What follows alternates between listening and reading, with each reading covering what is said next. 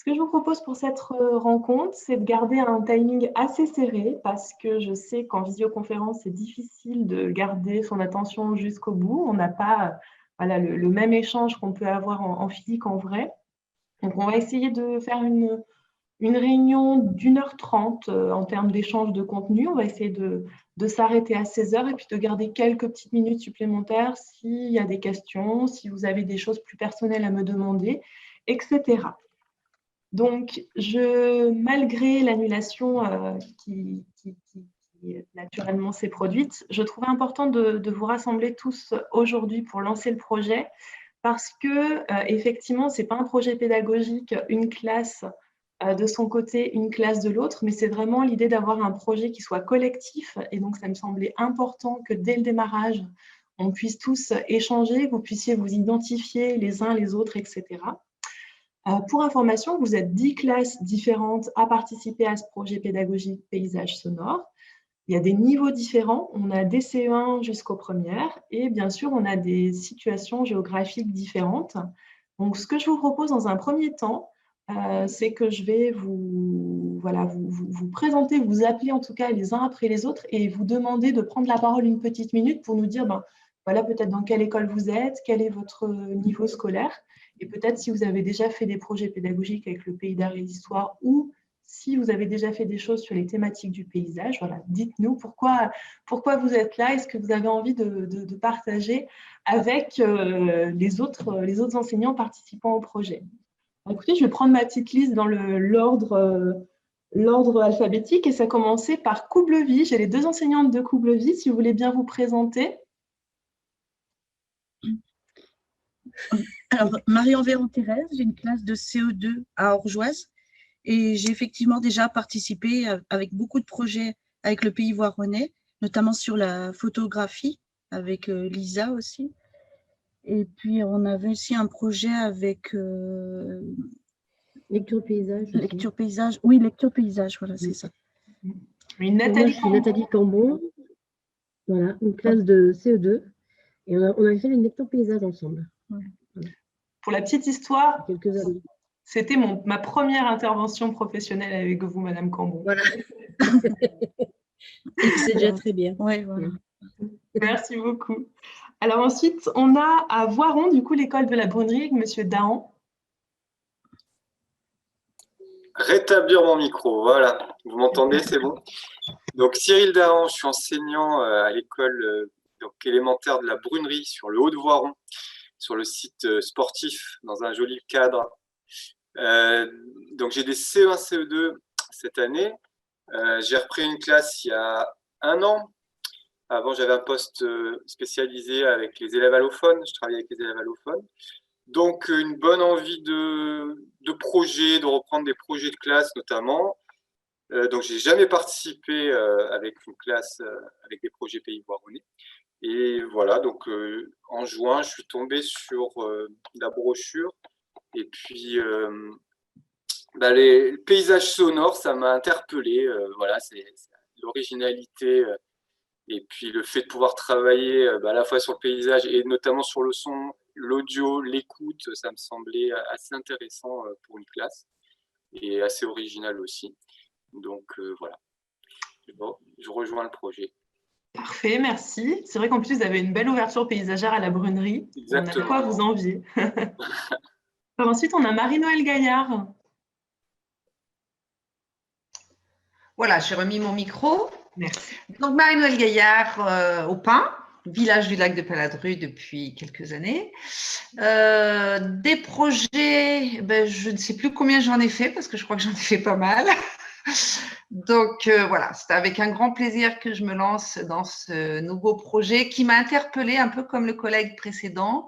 Cette histoire de paysage sonore, voilà, ça m'interpelle. Donc, pourquoi pas essayer et voir ce qu'on peut faire.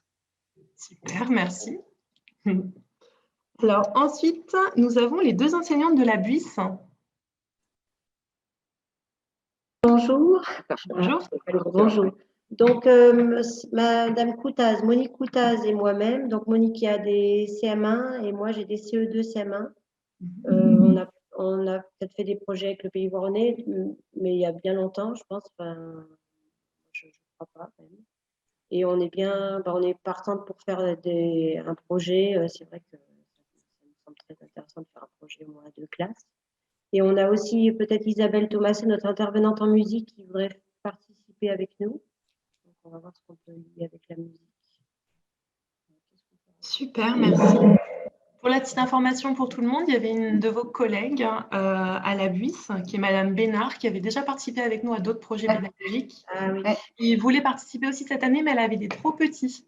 Donc voilà, on a un… Ouais, on la remercie de nous avoir donné un tuyau. C'est grâce à elle qu'on a eu l'information.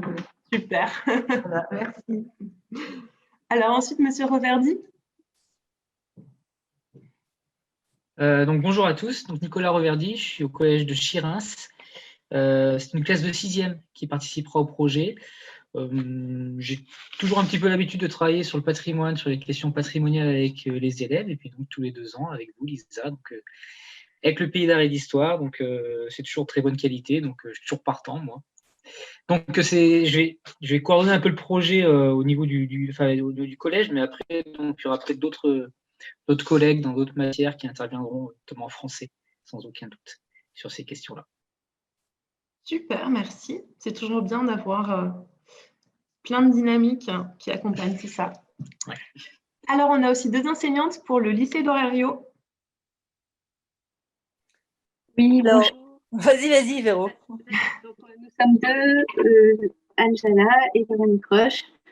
Donc, on a cette année une classe de première en spécialité Histoire des Arts.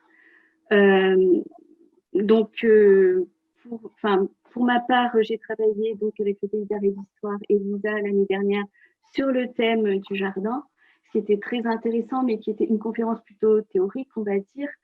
Là, je trouvais que c'était intéressant de s'engager dans un projet qui alliait à la fois la théorie et puis aussi la pratique artistique, peut-être, en tout cas, on verra, mais une action, pas seulement de la réflexion théorique et pensée. Mais peut-être, Anne, tu peux parler et préciser certaines choses?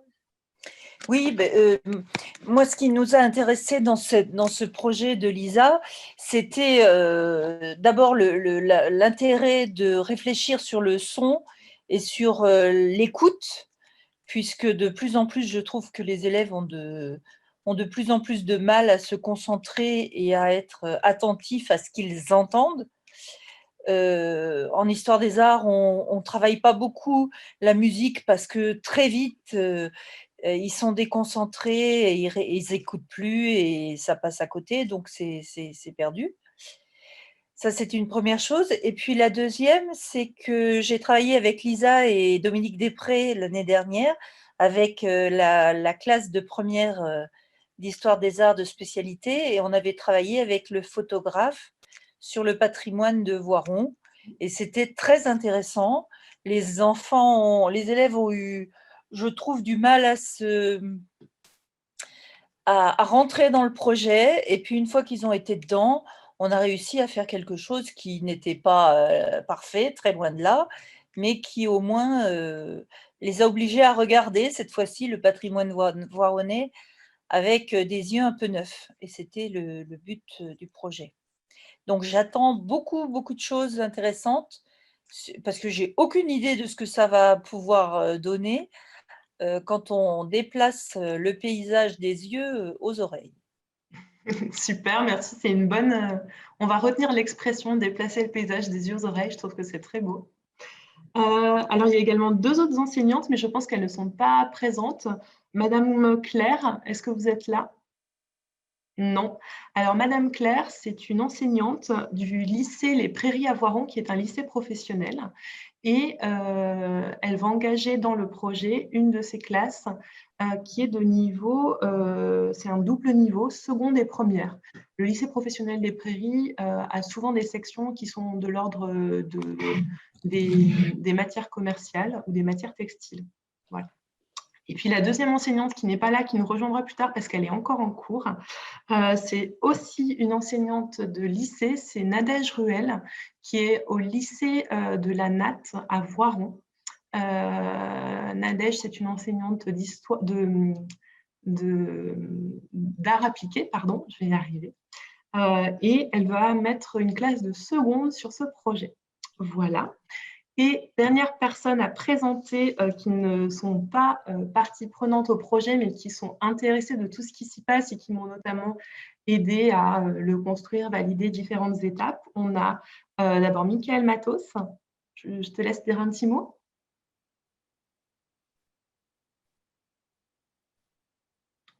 Michael Matos a peut-être été déconnecté, en tout cas que vous connaissez certainement. Il est enseignant au collège de Coublevis et de Moirans, pardon. C'est bon, on t'entend. Alors, je te laisse prendre la parole.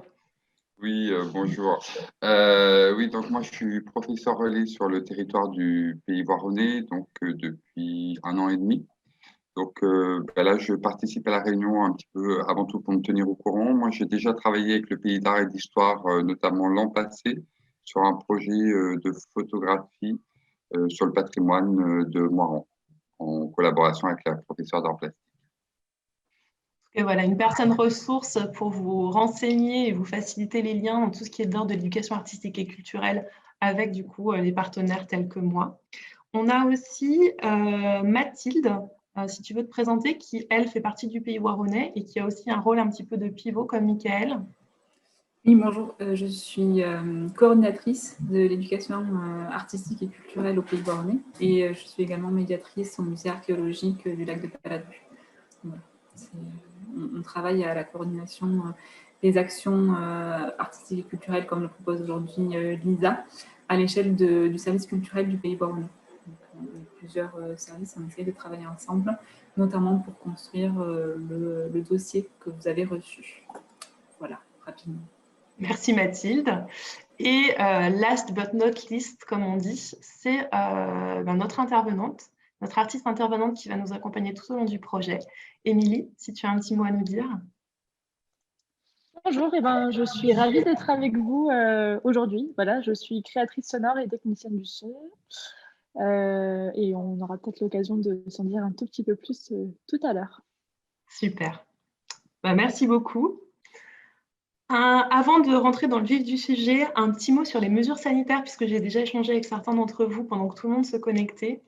Alors effectivement, pour ce qui est dans l'immédiat, nous on est un petit peu plus tard, mais déjà dans le cadre de ce deuxième reconfinement partiel, l'éducation nationale semble continuer à autoriser les interventions artistiques, intervenants extérieurs tels qu'on fait dans le projet en classe, à condition que ce soit revalidé par le directeur d'établissement. Donc, a priori, on peut toujours continuer à intervenir en classe, c'est une bonne nouvelle. Après, effectivement, on peut avoir des réponses différentes en fonction des établissements. Donc, n'hésitez pas, voilà, quand on approchera vraiment de la date des interventions, à rééchanger avec vos directeurs, revalider tout ça. Là où il reste, par contre, un petit questionnement, c'est sur la question des déplacements. Donc, vous allez voir que dans le déroulé du projet, il y a plusieurs ateliers, dont un atelier qui va se faire en extérieur. Pour l'instant, la réponse n'est pas très claire. Il y a d'un côté oui, d'un côté non. On ne sait pas encore si on peut le faire. Mais bon, c'est vrai que c'est plus tard dans le projet. Donc, écoutez, on va croiser les doigts. On va se dire que d'ici le mois de mars-avril, les choses iront mieux et qu'on pourra faire tout ça. Quoi qu'il en soit, je pense qu'on peut trouver des réponses à n'importe quelle situation. Alors vraiment, n'hésitez pas à partager avec nous s'il y a des inquiétudes ou quoi que ce soit. Nous, avec Émilie, on va aussi penser nos ateliers de façon à, évidemment, porter le masque, mais à éviter qu'il y ait du partage de matériel, des choses comme ça, à avoir des choses à usage unique. Donc, on prend vraiment tout ça en compte. N'hésitez pas à nous faire des petits pics de rappel si besoin. Maintenant que tout ça a été, toutes les modalités pratico-pratiques ont été énoncées, je vais vous faire un petit résumé de la rencontre qu'on va avoir aujourd'hui. On ne peut donc pas se voir en présentiel avec notamment l'atelier d'expérimentation qu'on avait prévu, mais ce n'est pas grave, c'est une bonne nouvelle, puisqu'on a trouvé comment rebondir. Et Émilie nous a trouvé une nouvelle formule qui sera moins de l'ordre de l'expérimentation, mais plus de l'ordre de l'ouverture culturelle. Vous aurez toujours, bien sûr, votre part de participation. D'ailleurs, n'hésitez pas à prendre la parole quand je parle, n'hésitez pas à me poser des questions, n'hésitez pas à me faire un coucou, il n'y a pas de souci. Et on va vous proposer, du coup, dans un premier temps, un petit rappel des modalités pratiques du projet, parce que je pense que vous avez aussi pas mal de questions de ce point de vue-là aussi. Ça, c'est moi qui vais le faire. Et dans un deuxième temps, je laisserai la parole à Émilie qui va nous proposer une initiation finalement aux médias radiophoniques. Et je remercie encore une fois Émilie pour sa réactivité et le plan B qu'elle nous a sorti du chapeau au dernier moment. Donc, rentrons dans le vif du sujet. Encore une fois, n'hésitez pas à intervenir. Alors, je vous rappelle que l'objectif de ce projet, c'est de composer une émission de radio dans l'objectif de mettre en valeur la dimension sonore du paysage. Beaucoup d'informations dans cette petite phrase qui était l'objectif annoncé de l'appel à participation auquel vous avez tous répondu. La première chose, c'est de se dire que le paysage, ça va vraiment être le sujet de notre projet pédagogique et notamment le son dans ce paysage, le son en paysage qui peut être à la fois utilisé comme une manière de représenter le paysage. Beaucoup d'entre vous ont parlé de photos, on a beaucoup travaillé sur la photo jusqu'à présent. Et ben, on va essayer d'utiliser le son un petit peu pour prendre aussi une photographie momentanée du paysage. Et puis aussi se dire que le son, c'est un moyen de nous informer sur ce paysage. D'accord ? Ce n'est pas qu'un momentané, c'est comme on peut tirer des informations dans le puzzle de l'image, de la photographie, on peut faire la même chose du point de vue du son. Et de ce point de vue-là, le paysage reste vraiment le cœur de sujet qu'on va interroger dans le cadre de ce projet. Deuxième facette du projet, c'est le son et notamment la radio. La radio comme médium finalement qui va être étudié tout au long du projet. L'idée, elle est assez simple. L'idée, c'est un petit peu de parler du son par le son. Et c'est aussi, puisqu'on parle de son et de radio, eh bien, qu'on fait appel à Émilie. Et c'est vraiment cet aspect qui a guidé le choix de notre intervenante artistique pour ce projet. Ce projet, c'est à la fois un projet d'éducation artistique et culturelle, donc qui répond aux 3 piliers que vous connaissez par cœur, la rencontre, la pratique et l'acquisition de connaissances. Donc oui, Anne, on va faire de la pratique artistique sur ce projet, c'est promis, on va en faire beaucoup. Et c'est aussi un projet d'EMI, éducation aux médias et à l'information. Donc, on est vraiment sur quelque chose d'un petit peu intermédiaire, de transversal d'entre deux. Donc, je pense que ça va être très riche et c'est peut-être aussi pour ça que le sujet vous a interloqué et pose pas mal de questions. Vous dire aussi très rapidement que pendant ce projet, toutes les interventions qui vont avoir lieu vont se faire à 2 voix. C'est-à-dire que c'est toujours Émilie et moi qui allons intervenir dans vos classes. On sera toujours à 2 parce qu'effectivement, ça permet de rythmer les temps. Ça permet d'accompagner encore plus les élèves et les enfants quand on sera sur des temps de pratique. Et puis, ça permet vraiment d'incarner ces 2 facettes du projet que sont le paysage et le son. Donc, il y aura la mise paysage et la mise son avec Émilie. On sera toujours en binôme, en intervention avec vous dans les classes. Et puis, bien sûr, vous êtes aussi le trinôme qui a énormément de choses à apporter dans toutes les interventions et aussi entre deux. Voilà. Et donc, l'idée de ce projet, c'est vraiment que l'on suive tous une trame commune, puisque finalement, il va y avoir une restitution commune et unique. Cette trame, c'est l'idée de suivre le processus de création d'une émission de radio. Alors, évidemment, les choses seront adaptées. On n'ira pas aussi loin dans le discours. On ne verra pas exactement les mêmes choses avec les CE1 qu'avec les premières, vous vous en doutez. Mais on a vraiment une trame commune. C'est vraiment un projet collectif. Et dans cette trame commune, il y a une part d'individualisation avec chaque classe qui va créer finalement une petite portion de l'émission, un petit extrait, ce que j'ai appelé format sonore dans l'appel à participation. Et c'est là où vraiment chacun va pouvoir exprimer ses choix, son individualité, la différence de paysage qu'on va avoir entre Voiron et les villages du lac de Paladru, par exemple. Voilà, gardez à l'idée qu'on a un projet commun et chacun un petit focus, un petit temps personnalisé à l'intérieur. Je voulais vous montrer ce document-là. Alors, voilà, j'ai fait un petit partage d'écran. Cela doit fonctionner. Vous le voyez ? Oui. Oui, super, je te remercie. Donc, alors ça, c'est un document que j'avais prévu pour vous aujourd'hui. Donc, normalement, c'est un format A5 qui est plié. Donc, on va s'intéresser, donc la première page qui est ici, avec tous vos noms pour faire groupe, faire collectif. Du coup, on l'a déjà présenté. On va s'intéresser plutôt au déroulé du projet. Alors, le déroulé du projet, là, c'est un petit peu le résumé des 4 interventions. Ces 4 interventions, vous les connaissez dans les grandes lignes, puisque tout ça, c'était déjà indiqué dans l'appel à participation auquel vous avez participé pour vous réexpliquer ça de façon un petit peu plus vivante et aussi avec les modifications, les avances de réflexion qu'on a eues avec Émilie. C'est de vous dire qu'effectivement, dans le cadre de ce projet, il va y avoir 4 interventions dans chacune de vos classes. Donc, au niveau du timing, on s'adaptera à chacun, on en parlera tout à l'heure avec le calendrier.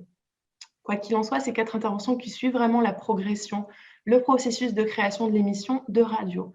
La première intervention qui concerne l'amorce, c'est vraiment l'idée d'initier les élèves à ce double sujet qui est celui du paysage et celui du son. Donc, un temps de réflexion, de questionnement sur le paysage. Qu'est-ce que le paysage? Le paysage est un paysage qui est toujours habité. Le paysage est aussi un objet qui fait l'objet d'une perception personnelle, individuelle, par exemple. Questionner la place du son dans ce paysage. Évidemment, c'est toujours le visuel en général qui l'emporte. Le son, parfois, peut avoir une connotation un petit peu négative, un petit peu de nuisance. Il y a aussi beaucoup de stéréotypes sur le son. Donc voilà, questionner tout ça avec les élèves. Dans un deuxième temps, ça va être l'idée de comprendre un peu mieux ce qu'est le son. Qu'est-ce que c'est le son d'un point de vue physique. Se rendre compte aussi que le son, c'est comme le paysage. Il y a aussi une grosse part de perception et d'individualité. Donc déjà, on trouve des choses qui se rejoignent. Faire aussi déjà l'expérience de l'écoute en classe, l'écoute dans l'école, pour commencer dès le début à ne pas être que dans la théorie, mais commencer à se mettre un petit peu en exercice, en pratique et à affiner l'oreille, et puis découvrir un certain nombre de productions sonores. Tout ça, c'est le premier temps.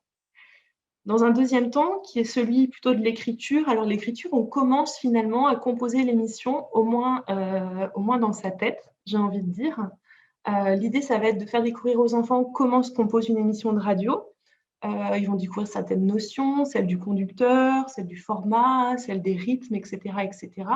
Et surtout, l'idée, c'est d'attirer l'attention des enfants sur le fait de se dire que l'émission de radio, c'est aussi une création avec vraiment au cœur de la création une écriture, un regard, comme on l'avait travaillé par exemple avec certains d'entre vous dans le cadre de la photographie. Vraiment, la création artistique, c'est celle de l'écriture, c'est celle du regard apporté. C'est aussi un atelier où on va pouvoir approfondir la question des formats. Vous allez voir, je vous en parle un petit peu plus tard. Les formats, c'est la fameuse individualité, la fameuse création de chacun. On approfondira un petit peu tout ça dans cet atelier-là. On commencera aussi à faire un travail de recherche, un travail d'écriture pour préparer notre émission. Et c'est un petit peu dans tout ça que va se concentrer le cœur de la connaissance et de l'analyse paysagère, entre guillemets. Et puis, on commencera à préparer l'enregistrement, alors que ce soit par le travail de la voix, le travail de la pertinence des contenus qu'on donne, peut-être commencer à avoir du matériel, etc., etc. Vous allez voir que tout ça va dépendre du format que vous allez choisir. Je vous mets un petit peu la pression. Troisième atelier, ça va être l'atelier in situ. Alors peut-être sur site en extérieur, ou sera peut-être sur site avec un invité en fonction du format que vous allez choisir, etc. Là, c'est vraiment la phase d'enregistrement, la phase de captation sonore qui se déroule en 2 grands temps. La première, avant d'enregistrer, c'est celle de l'écoute active, l'écoute analytique, l'attention à son cadre de vie, comme certains d'entre vous l'ont dit. Et puis la deuxième phase, qui est la phase plus opérationnelle, purement de l'enregistrement, de la captation des sons. La petite parenthèse que j'ai à vous donner sur ce troisième atelier-là, c'est que pour des raisons d'efficacité, quand on est sur du travail vraiment technique comme ça, c'est bien d'être en demi-classe. Donc, en règle générale, c'est des ateliers qu'on fait en demi-classe, c'est-à-dire qu'on va prendre 1 heure la moitié de la classe, 1 heure l'heure suivante l'autre moitié de la classe, et il faut des adultes qui nous accompagnent à ce moment-là. Donc, vous verrez dans le calendrier que ça arrive un petit peu plus tard, mais en tout cas, c'est quelque chose que je vous demanderai de faire appel à certains adultes pour nous accompagner quand on est en extérieur. Et pour terminer, le 4e atelier, qui est la phase de montage, c'est l'idée de se dire que monter, ce n'est pas simplement un travail technique, c'est encore une fois un deuxième travail d'écriture. Donc, on revient un petit peu sur la même chose qu'on a vu juste avant. Encore une fois, c'est 2 phases. D'abord de l'écoute et ensuite, non pas de la prise de son, mais de la sélection de ce qui a été fait par les enfants. C'est là, encore une fois, qu'entre en compte le regard. Qu'est-ce qu'on a envie de dire? Qu'est-ce qu'on a envie de faire passer comme information? Et c'est tout ça qu'on va réfléchir avec les enfants. dans cette 4e et dernière phase de montage, c'est aussi là qu'on va faire un petit peu le bilan du projet et qu'on va se dire, ben, finalement, ma création sonore, tout ce que j'ai mobilisé pour cette création sonore, et ben, qu'est-ce qu'au final, ça m'apprend de nouveau sur le paysage. Donc, c'est aussi un petit peu une phase de bilan. En parlant de bilan, à la fin de chaque intervention, on a eu l'idée avec Émilie, si celle-ci vous plaît, de vous proposer une trace écrite, c'est-à-dire de prendre 10-15 minutes à la fin de chaque intervention avec les enfants pour se poser ensemble collectivement et les interroger sur qu'est-ce que vous avez retenu, mettre en valeur les points essentiels qu'on a vus avec eux, avec les mots des enfants, etc.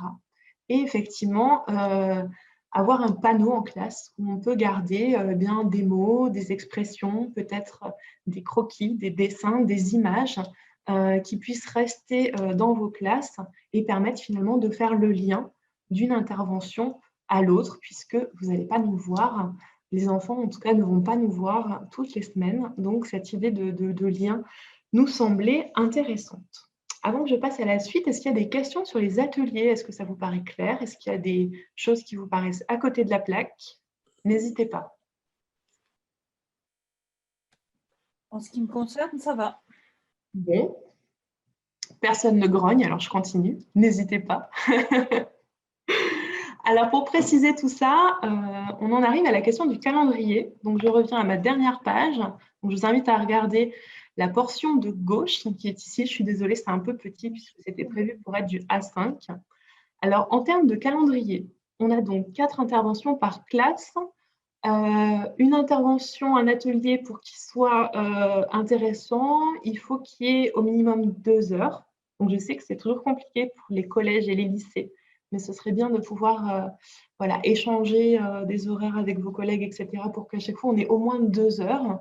Et encore mieux, quand on est dans les primaires et que vous avez la possibilité de le faire, une demi-journée, c'est royal.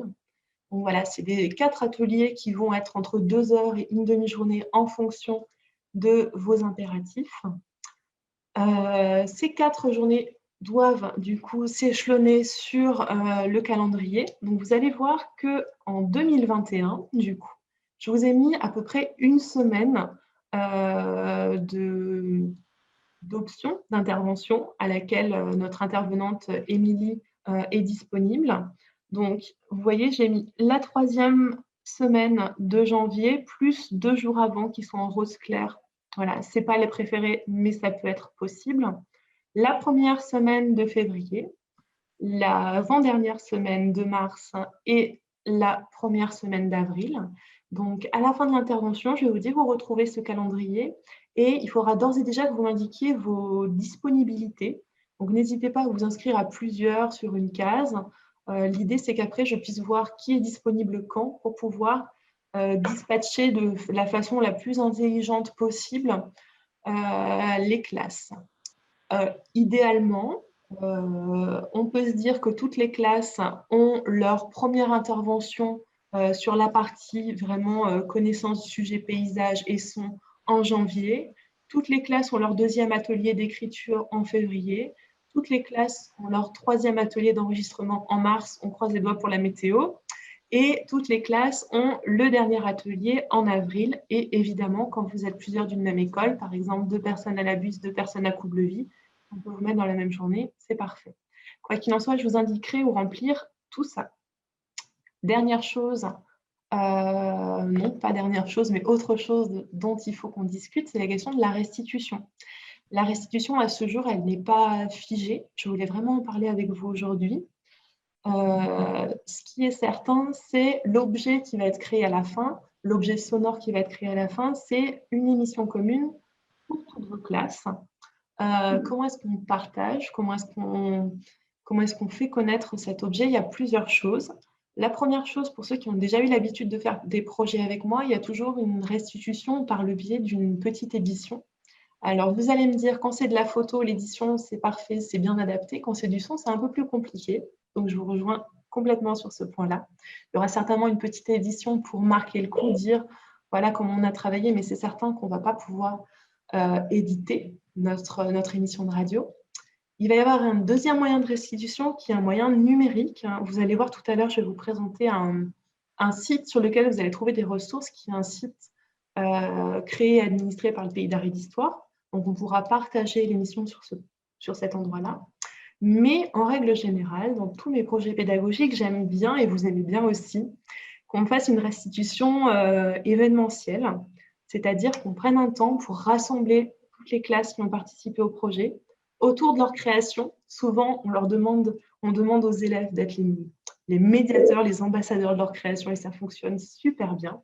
Et puis, une petite part de découverte aussi, puisque étant donné que le Pays d'Art et d'Histoire n'a pas de mur, à chaque fois, je vous emmène dans des endroits différents, il y a toujours plein de choses à dire. Donc, quid de cette restitution événementielle? Comment est-ce qu'on peut la construire? Est-ce que vous avez des envies, des idées, des choses complètement folles?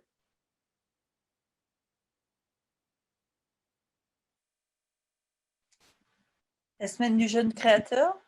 La semaine Tous Créateurs, effectivement, c'est une...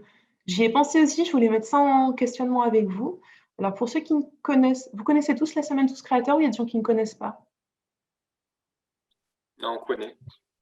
Vous connaissez? Super.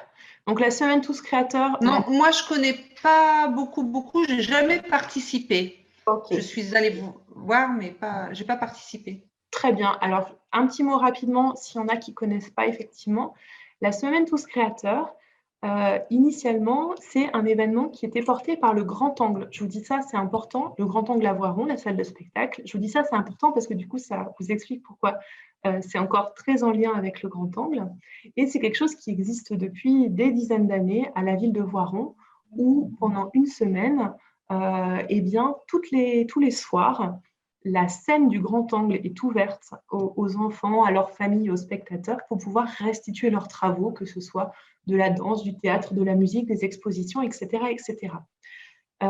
Comme vous le savez peut-être, la ville de Voiron fait partie du Pays voironnais. Le Pays voironnais, 31 communes, dont Voiron a pris une compétence culturelle il y a de ça 3 ans, 4 ans peut-être. Et du coup, depuis maintenant 3 ou 4 ans, eh bien, cette semaine Tous Créateurs, finalement, maintenant, elle est ouverte à tout le monde. Donc, c'est vraiment un moment de rencontre et de partage où le Grand Angle met à disposition son super équipement pour accueillir les élèves en représentation et puis tout leur public. Donc, l'année prochaine, la semaine Tous Créateurs, elle est prévue sur la dernière semaine de mai. Que je ne vous dise pas de bêtises, je les écris plus haut. Oui, c'est ça, c'est du 25 mai au 1er juin. Donc, ça fait partie des options du coup que je peux noter si ça vous a interpellé. La semaine Tous Créateurs, il faudra qu'on voit comment ça se passe. Ce ne sera pas l'idée d'une journée comme vous avez l'habitude de faire avec moi, mais ça peut être une idée. Dans cette semaine Tous Créateurs, moi, j'avais éventuellement pensé à l'idée d'un enregistrement de l'émission en direct et en public. J'avais beaucoup d'ambition. Est-ce que vous avez d'autres idées?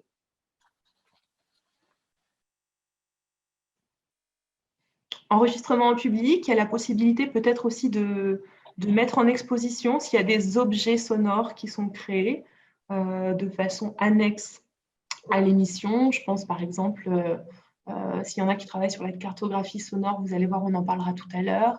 S'il y en a qui travaillent sur des objets, ça peut être une idée. Pour l'instant, vous n'êtes pas très inspiré pour la restitution. Une fenêtre sur les radios locales, ça ne peut pas marcher? C'est-à-dire? Une diffusion d'une création sonore avec un partenariat d'une radio plus locale. C'est une bonne idée. On peut imaginer, j'en sais rien, j'ai pas du tout de connaissances ni rien, mais on ne sait jamais. C'est une bonne idée, il faut que je creuse la question. Il y a effectivement une radio locale à Voiron qui s'appelle, c'est pas Horizon, enfin en tout cas il y en a une à Voiron. Il y en a d'autres localement. On a peut-être Émilie qui va pouvoir répondre à cette question parce qu'Émilie est très intégrée dans le réseau Radio Campus France et Grenoble. Oui. L'idée, c'est peut-être effectivement de proposer. Alors, en fait, les communautés de radio sont des communautés bénévoles, des communautés antennes. Par exemple, pour donner l'exemple de Grenoble, de Radio Campus Grenoble, on a déjà diffusé, par exemple, Cabine en flûte de Jean-Marc Pidou, le projet avec le lycée Édouard Herriot, qui était un théâtre radiophonique. Cabine commune. Cabine commune, merci, qui était une pièce de théâtre qui a été proposé sous forme de théâtre radiophonique et qui a été diffusé sur nos ondes puisque le créateur sonore est un créateur de campus avec qui on a beaucoup travaillé. Donc, effectivement, c'est possible via les contacts qu'on a en tant que créateur de proposer des diffusions. Et aussi parce que l'EMI, donc l'éducation aux médias et à l'information, c'est quelque chose, en tout cas, c'est des compétences et des acquisitions de compétences qui sont rentrées dans la loi au même titre que l'EAC. Et de plus en plus, les radios locales veulent mettre en lumière ce qui se produit en termes d'EMI. Je pourrais peut-être vous parler, peut-être en dernier ressort pour une ouverture d'un projet qu'on mène sur une proposition de documentaire collaboratif sur le réseau Campus France. Et juste du coup, pour un petit contexte, je suis aussi trésorière de Radio Campus France sur mes heures bénévoles quand il m'en reste un peu. Et j'ai du coup une idée un peu plus large du paysage radiophonique associatif français. Voilà, si vous voulez me poser aussi des questions, on pourra évoquer ce sujet-là. Et moi, j'ai une question. La transmission se fait par quoi? Par ondes hertziennes ou c'est sur Internet? Parce que moi, j'imagine au pas, il n'y a rien qui passe. Donc. Alors, de plus en plus de radios sont aussi podcastables. Et c'est un des enjeux de la radio actuelle, c'est-à-dire que la radio, ce n'est plus seulement de la radio hertzienne, il y a aussi du podcast natif. Donc, il y a énormément de créateurs qui font ça en bénévole, qui, au même titre que les personnes qui proposent des vidéos sur YouTube, ils proposent des podcasts dits natifs sans diffusion hertzienne. Et c'est un des enjeux actuels de la radio. Mais par exemple, pour Campus Grenoble, vous retrouvez le site internet campusgrenoble.org sur lequel il est possible d'écouter les émissions en direct et les podcasts. Parfait, d'accord. Merci. En ce qui concerne l'exposition dont tu parlais, Lisa, on peut peut-être mobiliser la médiathèque. La médiathèque de Voiron? Oui. Ou ça peut faire une exposition tournante dans les médiathèques, dans les bibliothèques des villes et villages concernés. Et je note toutes les idées. On travaille beaucoup avec la bibliothèque de Voiron. Hein. Là, je devais avoir une expo avec eux au mois de décembre qui naturellement tombe à l'eau. Mais on travaille beaucoup avec eux. Donc, il y a l'idée, je note l'idée de l'exposition de bibliothèque. Je note aussi l'idée de l'exposition itinérante, puisque vous êtes tous d'horizons différents. Donc, ça peut être intéressant aussi.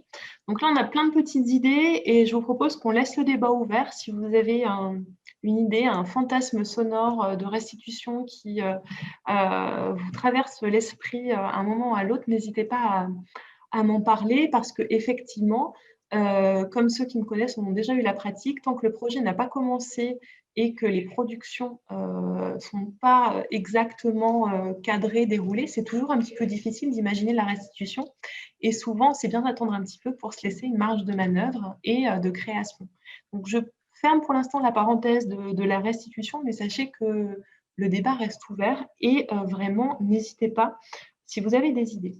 La dernière chose que je voulais partager avec vous, c'est l'idée de se dire que la chance qu'on va avoir pour ce projet, c'est qu'on a un espace d'échange en ligne que j'ai créé. Est-ce que vous voyez là le site paysage sonore que j'ai mis? Le paysage Pays Voironnais, pardon.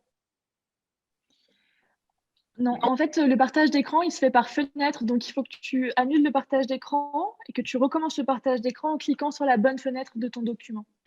Ok, excusez-moi. Hop, donc j'arrête ici le partage d'écran. Super. Et je relance celle-ci. Hop, cette fois, ça devrait être bon. C'est bon? Alors, je suis sur un PC portable, donc le format n'est pas idéal. Hop. Pour vous présenter très rapidement ce site Paysage Pays Voironnais, c'est un site qui a été entièrement créé par le Pays d'Art et d'Histoire, par moi l'année dernière, dans le cadre d'un projet qui s'appelait Observatoire photographique du paysage. C'est un site qui est à destination des élèves et des enseignants du territoire pour mieux connaître et interroger leur paysage de proximité sous tout un tas de différents angles. On parle autant de géologie que de beaux-arts, que de contes, que d'aménagement urbain. Quoi qu'il en soit, vous m'entendez déjà venir, le paysage sonore va avoir sa place dans ce site-là. Donc, c'est aussi là-dessus qu'on pourra, par exemple, héberger le podcast de l'émission Quoi qu'il en soit, pour ce qui nous intéresse aujourd'hui, c'est de vous dire qu'à l'intérieur de ce site, il y a un extranet qui vous est réservé. Donc, je vous montre rapidement le chemin. Je vous remettrai ça par mail. Quand on est donc sur le site paysage-pays-voironnais-toutattaché.com, il y a une rubrique qui s'appelle ressources éducatives. Hop. La rubrique ressources éducatives à l'intérieur de laquelle il y a un extranet. Cet extranet auquel vous allez pouvoir vous inscrire. Hop. Donc pour vous, c'est « je m'inscris ». Moi, je vais vous montrer une version qui existe déjà, puisque moi, j'ai déjà un compte. Mais je vous invite à vous inscrire à ce site-là pour qu'on puisse partager nos contenus concernant le projet PEDA. Hop.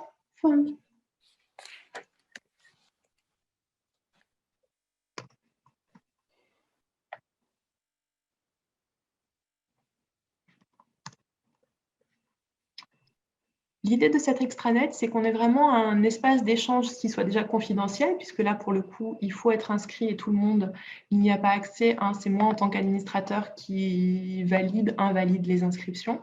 L'idée, c'est qu'on ait une espèce de boîte à outils de notre projet et un espace d'échange où, malgré les différences de géographie, le fait que certains se connectent à 14h, d'autres à 22h, etc., on puisse avoir des choses communes, qu'on ait des bases sur lesquelles travailler. Et donc, dans ce site, là, on est à l'intérieur de l'extranet qui est donc verrouillé aux seuls inscrits que j'aurai validés. Il y a 2 pages qui vont être dédiées purement au projet. La première page, c'est la page que vous avez ici. Pour trouver facilement les 2 pages, c'est simple, vous avez les icônes qui ressemblent à ce que vous connaissez. Cette page-là, c'est une page de ressources. C'est des idées qui sont proches de nos thématiques son et de nos thématiques paysage sonore. L'idée, c'est que Émilie et moi-même, on a fait une sélection de contenus qui peuvent vous permettre d'aller plus loin pour vous à titre personnel, en classe pour faire la liaison entre 2 interventions, par exemple, sur certains sujets. Donc, vous voyez, tout ça est classifié par niveau. En règle générale, voilà, un seul petit losange, c'est qu'on est plutôt pour les plus petits, les primaires. 2 losanges, ça va être collège. 3 losanges, ça va être lycée. 4 losanges, ça va être vous. Donc, on a distillé tout ça par niveau. On a distillé tout ça par sujet. Vous allez voir que là, ce sont certaines créations d'Émilie. Mais après, il y a des choses qui sont vraiment purement sur qu'est-ce que c'est que le son d'un point de vue physique. Les 12 mots du son de Canopée, vous connaissez tout ça. Je vois Émilie qui sourit avec, avec ce que j'ai mis en ligne. Oui, c'est pas sorcier, c'est notre génération. Donc voilà, pas mal de petites ressources aussi, de choses qui ont été faites dans d'autres académies, par d'autres enseignants. Il y a des vidéos, il y a des PDF, il y a des activités, il y a des extraits vidéo, des extraits de son. Là, c'est des choses qui ont été partagées par Arte, par le Clémy. Il y a pas mal de choses. Tout ça, c'est vraiment une boîte à ressources si vous souhaitez aller plus loin. Et sinon, la deuxième chose qui va vous concerner aussi, c'est une page qui est plus pratico-pratique, qui est donc la première, projet pédagogique paysage sonore. Et cette page, c'est vraiment notre espace d'échange avec un petit résumé du projet pédagogique qui va se nourrir au fur et à mesure de l'avancement. C'est là où, par exemple, je vais vous déposer des fiches d'atelier, des choses comme ça. C'est là où je vais déposer la vidéo de ce qu'on est en train de subir aujourd'hui pour les 2 enseignantes qui n'étaient pas là. Vous allez pouvoir retrouver, d'un point de vue pratico-pratique, par exemple, la note d'intention du projet que je vous avais déjà envoyée par mail, qui est un petit peu dans l'esprit de l'argumentaire de ce projet avec compétences mobilisées, objectifs pédagogiques, etc., un petit peu plus détaillé que ce que vous aviez eu au mois de juin. Pour ceux qui ont besoin, la charte académique de l'intervenant extérieur signée, tout est prêt, pas besoin de nous la demander, elle est là. Et puis surtout, vous voyez que j'ai créé ce matin une rubrique qui s'appelle « Rencontre inaugurale enseignant » aujourd'hui, qui va encore continuer à s'accroître. Mais dedans, vous retrouverez le fameux mode d'emploi du projet que je vous ai montré tout à l'heure, pour lequel j'ai partagé l'écran. Vous allez trouver le calendrier d'intervention en version Excel pour que vous puissiez renseigner toutes vos disponibilités. Encore une fois, je vous le dis, je vous le redis, n'hésitez pas à vous mettre à plusieurs à une case, comme ça après, je vois pour trouver une place à chacun. Je pense par exemple à certaines écoles qui ont des temps de cours très courts l'après-midi, qui vont avoir peut-être que 2 heures de disponible l'après-midi alors que le matin, ils sont à 2h30 ou 3h, et bien forcément, j'essaierai de les favoriser sur le matin, vous voyez, des choses comme ça. Et puis, la dernière chose qui est importante, c'est qu'il y a une fiche qui s'appelle « Format sonore à choisir ». C'est quelque chose qu'on aurait dû faire dans la version initiale de la rencontre et qu'on ne pourra pas faire aujourd'hui. Je vous ai expliqué tout à l'heure que dans le cadre du projet, il y avait une part individuelle qui était la création par chaque classe d'un format sonore. Qu'est-ce que c'est que ces formats sonores? Vous avez déjà peut-être entendu parler de la carte postale sonore, de la cartographie sonore, de l'interview, etc., etc. On a sélectionné avec Émilie tout un tas de formats ou de genres radiophoniques qui pouvaient être pertinents. À chaque fois, on vous a fait un petit topo pour vous expliquer de quoi il s'agit. Émilie a sélectionné un exemple à vous faire écouter. On a écrit quelques idées de variation, quelques idées d'adaptation, comment est-ce qu'on pourrait faire ça en classe. Donc, je vous invite, après la réunion, à lire tout ça, à écouter tout ça, à tête reposée, pour commencer à vous faire une idée de la variété des formats sonores qui existent et surtout pour commencer à faire un choix. Parce qu'on ne peut pas proposer ce choix directement avec les enfants parce qu'il nous faudrait un temps d'intervention infini pour voir avec eux tous ces formats, tous ces exemples, etc. etc. Donc là, vraiment, je vous sollicite à 100% pour choisir le format qui vous séduit, je vais y arriver le plus. Peut-être que vous aurez d'autres idées qu'on n'a pas eues. Donc, n'hésitez pas à nous les demander aussi. Et je vous demande de faire un premier choix pour dans 3 semaines. Ça doit nous amener au mercredi 25 novembre, en tout cas pour la fin novembre. J'aimerais bien que vous m'envoyiez tous un petit mail pour me dire « Moi, j'aimerais travailler sur ce format-là ». Alors, peut-être même, mettez-moi 2 formats, un premier choix, un deuxième choix. Comme ça, si tout le monde veut faire de la carte postale sonore, eh bien, on pourra quand même varier un petit peu pour que notre émission ne soit pas trop la même tout le temps. J'aimerais bien que vous me fassiez ça pour la fin novembre. Hop. Donc, je vais terminer ici. Je vais passer la parole à Émilie, puisque j'ai déjà beaucoup trop parlé. Et je reprendrai la parole à la fin de notre petite rencontre pour mettre tout ça au clair. Est-ce qu'avant que je passe la parole à Émilie, il y a des questions, des remarques? Juste Lisa, sur le calendrier d'intervention, on a une date pour te préciser tout ça? Idéalement, si vous pouvez tout m'envoyer pour le 25 novembre. D'accord, ok. Merci. Super. Donc, je passe la parole maintenant à Émilie, qui va nous apporter une petite bulle d'air et qui va nous proposer 3 modules de réflexion sur le son. Elle va nous parler un petit peu d'histoire de la radio pour notre culture personnelle. Elle va nous interroger sur comment est-ce que se compose une émission de radio. Et puis pour finir, elle va nous proposer sa petite sélection de plusieurs créations sonores sur la thématique du paysage. Et bien sûr, tout ça est interactif, donc n'hésitez pas à participer. Merci. Je te laisse la parole, Émilie. Merci beaucoup. Alors, pour commencer, l'histoire que je vais vous raconter, elle commence avec la naissance le 22 février 1857 de Heinrich Rudolf Hertz. Alors, il est physicien, il est allemand, et dans les années 1860, il vérifie la théorie de Maxwell sur la nature électromagnétique de la lumière. Alors là, vous allez me dire, mais qu'est-ce que c'est? Concrètement, c'est juste une suite d'équations. Alors, juste une suite d'équations que je ne suis pas vraiment moi-même capable de comprendre. Et en quoi ça sert aujourd'hui notre sujet du jour, la radio? Eh bien, tout simplement, ce qu'il démontre Heinrich, c'est que en branchant une lampe de chevet, alors on prend l'exemple de la lampe de chevet, c'est l'exemple que je vous ai trouvé, il y a un champ magnétique qui se dégage, mais plus un champ électrique qui se dégage, mais plus ce champ électrique il est grand, plus il y a un champ magnétique qui se dégage. Il est capable de le dire parce qu'il arrive à créer un oscillateur qui est capable d'émettre ce champ magnétique et de détecter ces ondes. Alors, vous voyez où je veux en venir. Le champ magnétique, c'est la base de la radio. Je vous parle que de ce premier homme, mais en fait, la création de la radio, de l'objet de radiodiffusion en tant que tel, c'est la naissance de plusieurs hommes entre 1857 et 1874, notamment de Reginald Fredensson et de Guglielmo Marconi, qui font avancer la science, et notamment la science physique, dans le sens de la création de l'objet qu'on appelle aujourd'hui radiodiffusion. Alors, compte tenu de tous les éléments que je vous ai donnés, à votre avis, En quelle année est-ce qu'on présente le premier récepteur radio?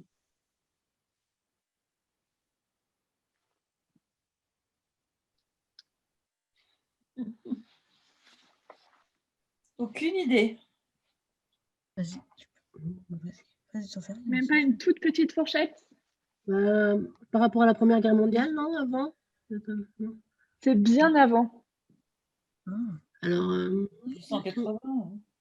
Fin du 19e? 1880, fin du 19e. Et oui, c'est donc le 7 mai 1895, Alexandre Popov, l'ingénieur russe, et ben, il présente le premier récepteur radio. Et puis ensuite, les choses vont très très vite, puisque un an après, le 28 mars 1896, Marconi, dont je vous ai déjà parlé tout à l'heure, il effectue la première émission télégraphique audio. Et les choses se précipitent encore plus, puisque un an après, eh bien, 3 mois plus tard, pardon, même pas un an, mais 3 mois plus tard, on a la première communication sans fil, puisque le 28 mars 1896, on a une communication filaire, et 3 mois après, on a une communication sans fil qui est toujours réalisée par Guglielmo Marconi, et donc qui est en morse, et il s'empresse d'aller déposer un brevet. Alors, 10 ans plus tard, c'est la première diffusion radio de voix et de musique. Il y a un événement en 1912 qui va précipiter un peu l'utilisation à plus grande échelle de la radiotélégraphie. Est-ce que vous savez quel est? C'est un événement hyper connu. Vous en avez tous entendu parler déjà une fois. En 1912. Un événement mondial? Le Titanic. Titanic, j'allais dire aussi, ouais. Exactement. En fait, c'est le naufrage du Titanic en 1912. C'est un événement qui va aller vers l'importance d'équiper des navires de radiotélégraphie pour le civil. Parce que donc Jack Phillips, qui avait suivi des cours de télégraphie à l'école Marconi à Liverpool, il n'a pas vraiment une chance. En fait, c'est le télégraphiste du Titanic. Il a été embauché quelques mois avant le naufrage du Titanic. Et en fait, il comprend très vite que le seul moyen de sauver ce qui peut être sauvé, c'est d'envoyer des communications. Et c'est comme ça qu'il y a quand même 700 personnes qui sont secourues, même si on a encore beaucoup qui meurent malheureusement dans cet accident. Alors, l'idée générale à retenir de cette création de l'histoire de la radio, puisqu'il y a 4 grandes phases. Donc, 1895, il y a le premier émetteur. Et puis, donc, on a cette première phase qui va durer jusqu'en 1920. Donc, jusqu'en 1920, la radio, elle a quasiment qu'une application militaire. En sachant que, si vous devez retenir qu'une date, c'est quand le 21 janvier 1904, le capitaine Gustave Ferrier, il obtient une autorisation officielle d'utiliser la Tour Eiffel pour installer son poste émetteur, qui est un poste émetteur, un site stratégique pour la télégraphie militaire. Et c'est ça, il n'y a pas que ça, mais c'est aussi ça qui a sauvé la Tour Eiffel après l'exposition universelle, puisqu'on voulait la démonter. Ensuite, de plus en plus, il y a des communications qui se font de plus en plus loin. Alors là, on se réduit à l'histoire de France, mais en fait, dans d'autres pays comme les États-Unis ou l'Angleterre, ils sont très vite très dynamiques. Alors, on ne peut pas encore dire que c'est de la démocratisation de la radio, mais en tout cas, ils mettent en place des lois que nous, on a un peu du mal à mettre en place en France. Alors, je vous ai parlé d'une première phase qui va jusqu'en 1920. Qu'est-ce qui se passe après 1920 ? Sur le plan international, le 18 octobre 1922, il y a la création de la BBC, qui est une société privée et qui est la première organisation de radiodiffusion nationale au monde. En 1925, la radio est utilisée pour la première fois pour une campagne électorale, celle de Herbert Hoover. Et puis alors en France, pour revenir sur un plan plutôt national, en 1920, on a Radio Tour Eiffel qui diffuse un premier concert avec un émetteur 900 watts. Et vous savez, est-ce que vous avez une idée de quelle est la distance sur laquelle on entend cette émission ? Quelle est la longueur d'onde ?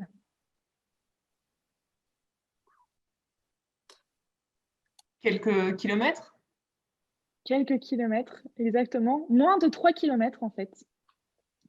Ce qui est relativement peu par rapport à la diffusion actuelle, puisque si on se place bien, Radio Campus Grenoble, qui est sur le campus de Saint-Martin-d'Air, on peut l'entendre au moins jusqu'à Crolles, et avec les réverbérations des montagnes, on l'a même entendu jusqu'à Pontcharrat, et ce n'est pas une légende. Alors, en 1923, Radiola, donc, qui est Radio Paris, qui a été créé un an avant, émet le premier journal parlé, initié par le journaliste Maurice Vinot. Et puis, en 1929, c'est la première retranscription du direct du Tour de France. Donc là, vous avez compris que cette radio, elle est utilisée comme un outil militaire, puis comme un outil de communication. Et il y a un tournant qui va se produire en 1938, pas sur notre territoire, mais sur le territoire états-unien. Est-ce que vous savez de quel c'est? Pour vraiment faire passer cette radio du point de vue d'information à une radio un peu de création.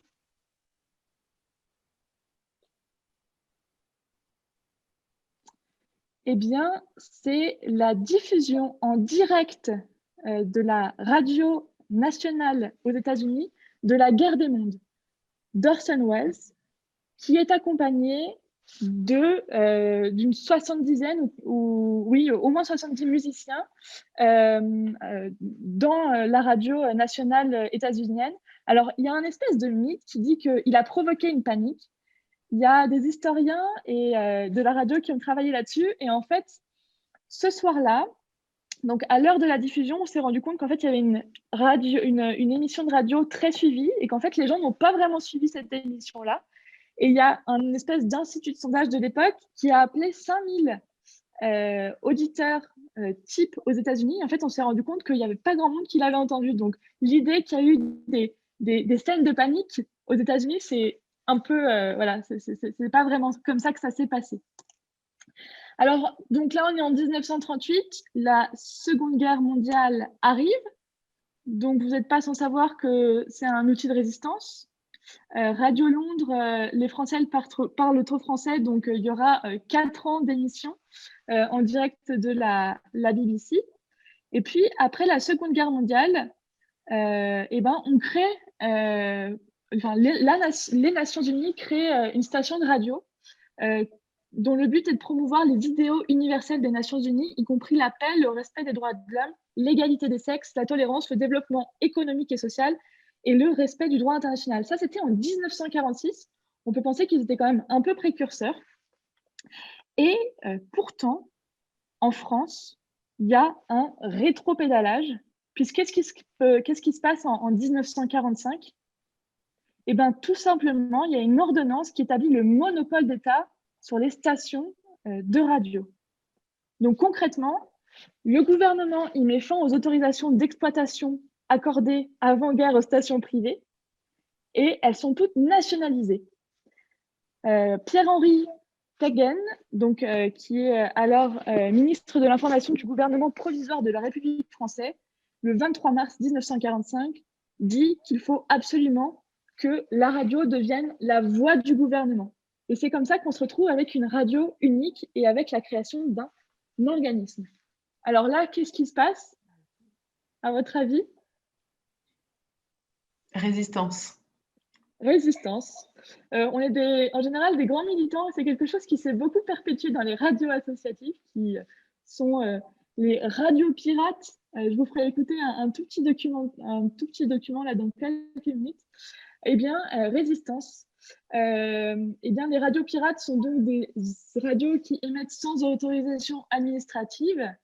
Et puis, en fait, elles ont connu un âge d'or entre...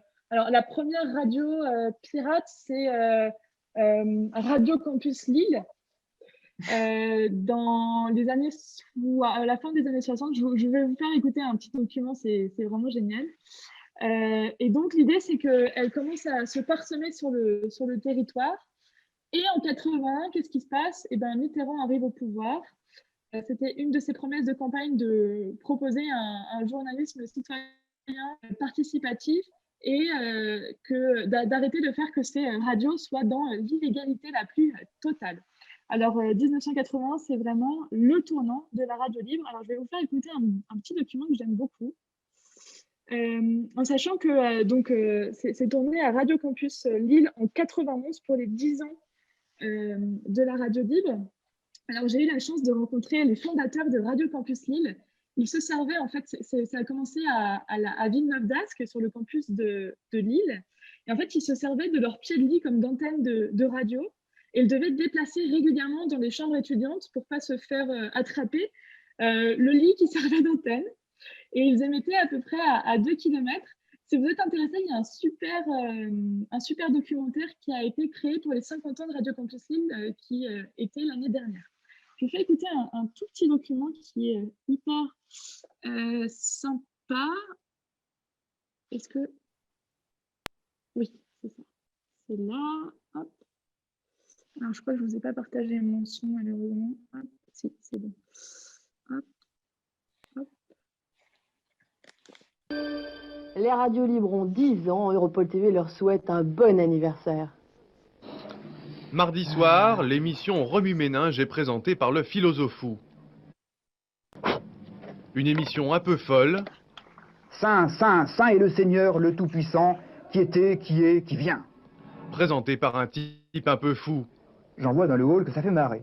Vous êtes dingue de radio ou vous êtes dingue tout court? Les deux, ça n'empêche pas. C'est justement parce que j'ai envie de faire passer ma folie ou celle des autres. Toutes les folies m'intéressent, et c'est pour ça que j'apprécie Radio Campus, on peut tout se permettre. Radio Campus, c'est la doyenne des radios libres françaises. Quoique fondée en 1969, elle reste une radio associative du plus pur type 81. Sans pub, mais vivant de subventions, Campus garde l'esprit estudiantin. Car à l'homme, une société recherche une étudiante pour être pianiste. La grille des programmes fonctionne sur le principe du foutu mélange.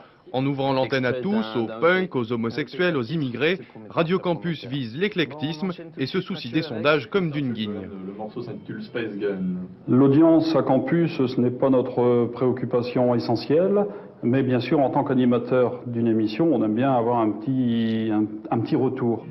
Résultat de cette insouciance, Campus est la plus inégale des radios, mais aussi la plus surprenante. Et c'est le Philosophou qui est avec vous pour 1 heure.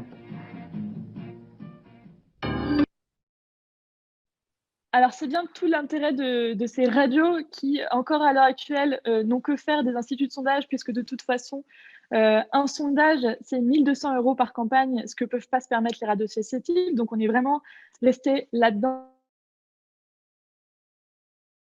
Que depuis 2004, il y a le podcast. Donc, pod de iPod, de l'organisation internationale Apple, et cast de broadcast, qui propose dès 2004 des replays qui deviendront ensuite soit des replays, soit des podcasts natifs sans diffusion hertzienne. Et l'idée, alors c'est peut-être un peu dommage, en tout cas à mon sens, c'est qu'à l'heure actuelle, il y a des personnes qui voudraient faire que le podcast et la radio ne soient pas du tout les mêmes éléments, alors qu'en fait, on fait toujours du son et on parle toujours à un auditeur. Voilà. Donc, c'est aussi une réflexion que je voulais apporter. Il y a des nouveaux formats, mais ils peuvent tous coexister ensemble. Voilà. Est-ce que vous avez des questions sur cette histoire de la radio? Ok, alors, dans un deuxième temps, donc je vous ai dit tout à l'heure que j'étais créatrice sonore et technicienne du son. Je donne des cours à l'Université de Grenoble en radio et en conception de projets culturels, mais mon travail principal, c'est d'être créatrice sonore. Et je travaille à l'élaboration de podcasts de médiation scientifique, notamment avec la CASMAT, qui est le centre de sciences de Grenoble, qui est un CCSCI, donc un centre de sciences techniques et industrielles, comme il y en a qui maillent beaucoup le territoire, mais aussi avec le laboratoire PACT, qui est un des laboratoires de sciences sociales de Grenoble, ou encore avec la Cinémathèque de Grenoble. Donc moi, j'ai à cœur de faire de la médiation par le son. L'idée étant je ne suis pas journaliste pour les journalistes, et quand je dis que je suis journaliste à des copains qui ont fait du journalisme, ils me disent mais non et tout. Mais bon, c'est toujours pareil, c'est une histoire de définition pour moi, parce qu'il n'y a rien dans la loi qui dit qu'un journaliste, c'est quelqu'un qui doit avoir forcément fait des études de journalisme. En tout cas, moi, j'ai à cœur que le son parvienne à tous et qu'en gros, on fasse de la médiation qui est ouverte aux ouvriers comme au CSP+. La difficulté étant que le podcast, à l'heure actuelle, est écouté par les CSP+. Voilà. Juste pour une ouverture, Le Monde diplomatique a écrit un superbe article cet été sur France Inter qui se dit, alors j'ai rien contre France Inter, mais c'était vraiment l'angle qu'ils avaient, qui se disait du coup la radio de tous les Français, alors qu'en fait les ouvriers qui composent 22% de la population n'ont que 2% de temps de parole sur l'antenne. Et c'est aussi ça la radio, c'est se dire à qui on parle et comment on adapte notre langage. Voilà. Pour cette séance, j'ai travaillé donc un podcast qui s'appelle Écho de Sciences Grenoble, qui est un podcast qui dure une demi-heure. Et comme la volonté, c'était de vous faire écouter des extraits, je l'ai modifié. Donc, quand vous entendez des sons de clochettes, c'est que j'ai coupé. Alors, vous allez voir, c'est peut-être un peu brut. Je ne me suis pas posé la question de comment est-ce que les choses s'enchaînaient. J'ai vraiment coupé pour qu'on ait 10 minutes. Vous avez un enchaînement de rubriques. L'idée, donc là, on va écouter ces 10 minutes de son. L'idée, c'est quoi? C'est deux choses. C'est premièrement de comprendre comment est-ce que les choses s'imbriquent. Donc, j'aimerais bien que vous puissiez noter qu'est-ce que vous entendez. Est-ce qu'il y a de l'habillage sonore? Comment est-ce que les choses viennent s'imbriquer les unes dans les autres? Et puis ensuite, dans un deuxième temps, il y a 2 mots que j'aimerais, et c'est les 2 seuls mots dont j'aimerais vous donner la définition et qui va être importante pour la suite de nos ateliers. C'est la question de la ligne éditoriale. Donc, à qui est-ce qu'on va s'adresser? Pourquoi faire? Qu'est-ce qu'on veut proposer avec notre émission de radio? Et puis, il y a la question de l'angle. L'angle, c'est quand on a ce sujet particulier de la ligne éditoriale, de à qui est-ce qu'on va s'adresser, quel est le sujet qu'on va explorer, c'est finalement quelle est la problématique qu'on va avancer dans chaque épisode de notre émission de radio. Je vous donne un exemple, le cyclisme. On pourrait, donc le cyclisme, c'est le grand sujet. On pourrait aborder le cyclisme par l'angle des vélotaffeurs qui vont tous les matins juste pour aller au travail, qui ne font jamais de vélo autrement, mais qui vont au travail en vélo. On pourrait prendre cet angle-là. On pourrait prendre l'angle du cyclisme professionnel et on pourrait prendre l'angle du cycliste amateur qui fait du cyclisme pour le loisir.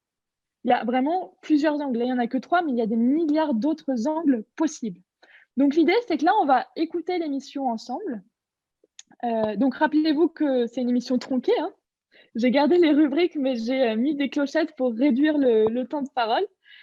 Et réfléchissez à, premièrement, ce que vous entendez en termes d'habillage sonore, de paroles. Est-ce qu'on est dans un entretien? Est-ce qu'on est dans une chronique? Voilà. Essayez de déceler avec vos propres mots ce que vous écoutez. Et puis, dans un deuxième temps, quel est le sujet? Quel est l'angle? Ça va pour ça? Ça va. Ok. Super. Eh bien, je vous lance. Je crois que c'est... Alors...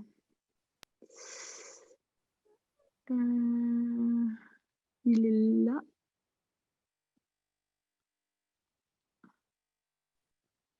Hop. Dites-moi si vous entendez bien.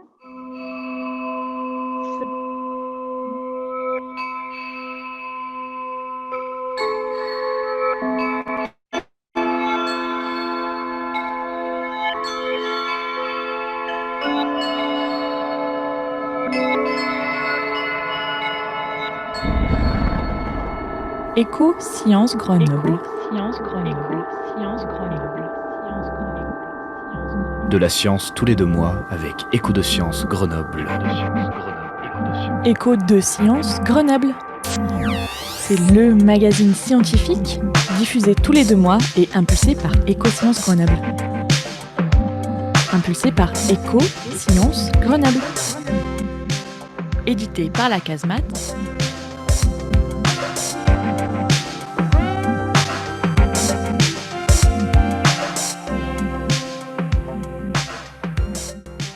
Bonjour à toutes et à tous et bienvenue dans ce 4e épisode d'Écho de Science, le podcast proposé par le Centre scientifique de Grenoble, la Casemate, et impulsé par Éco-Science.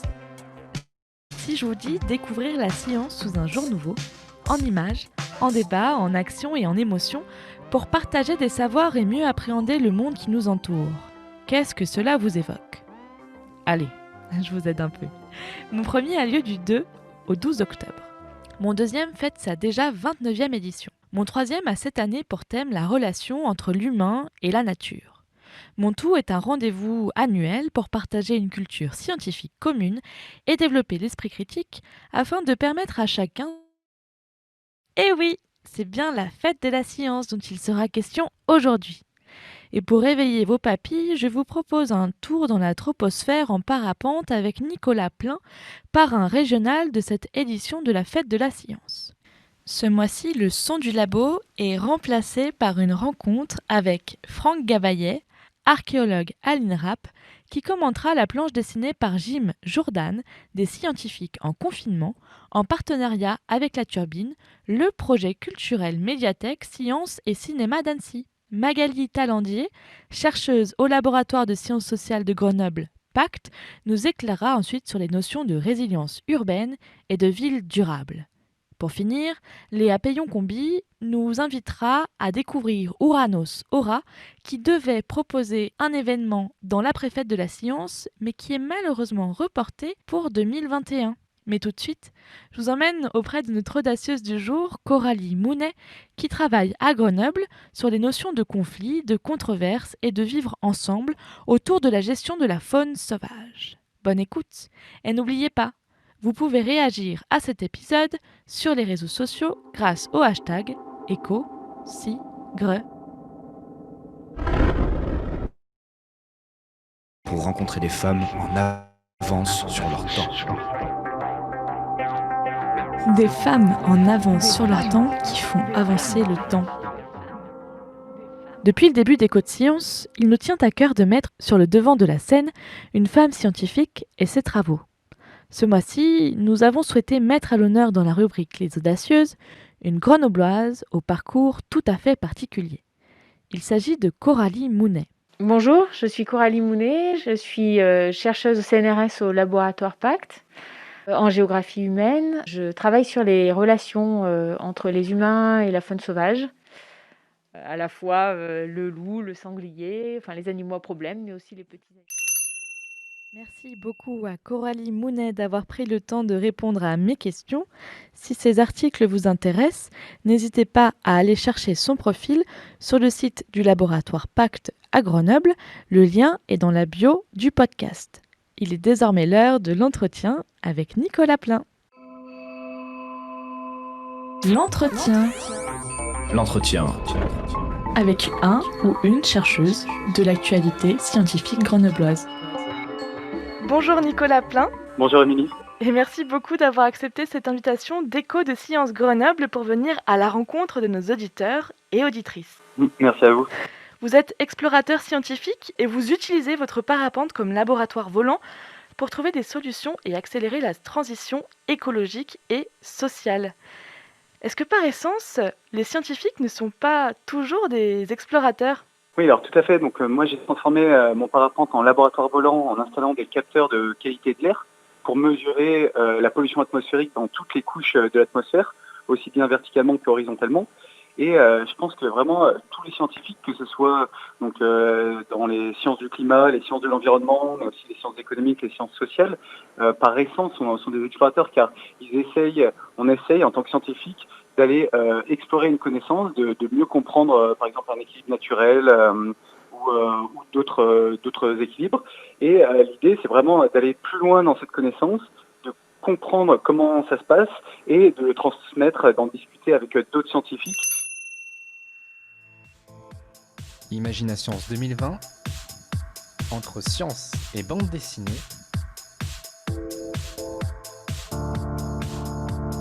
les planches sonores de la série scientifique en confinement de Jim Jourdan, réalisée par les étudiants en Master 2 de communication scientifique de l'Université Grenoble. Bonjour Franck Gavaillet. Bonjour. Vous êtes archéologue à l'INRAP, l'Institut national de recherche archéologique préventive, et vous avez beaucoup d'expérience dans l'anthropologie funéraire. Alors, je vais vous montrer la planche dessinée par Jim Jordan en collaboration avec la turbine d'Annecy. Est-ce que vous pouvez nous la décrire, cette planche ? Donc, c'est l'archéologue qui travaille en confinement, qui éprouve le besoin de travailler, donc il travaille chez lui. On voit ce type, cet archéologue, qui est très très mal équipé, donc il n'a pas d'équipement de sécurité, ce qui est très mal. Il n'a pas de gants, il n'a pas de casque, il n'a pas de chaussures de sécurité. Je vois qu'il a une truelle à la main, ça c'est très bien, c'est l'instrument de prédilection des archéologues. Et je vois qu'il est en train de faire un sondage dans une maison, et il découvre des parquets les uns après les autres. Alors ce qui est intéressant, et ce qui rappelle bien mon travail, c'est qu'on travaille par couche. Je vous remercie de votre accueil. Et je rappelle que vous êtes archéologue à l'INRAP, l'Institut national de recherche archéologique préventive.